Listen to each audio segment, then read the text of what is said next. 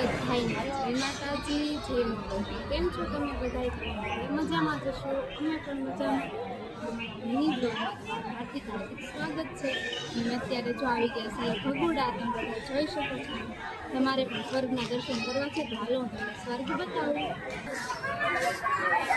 જો મિત્રો, મારા માટે તો સ્વર્ગ છે, પણ તમારા માટે સ્વર્ગ છે કે નહીં, બધા કમેન્ટ જરૂર કરજો।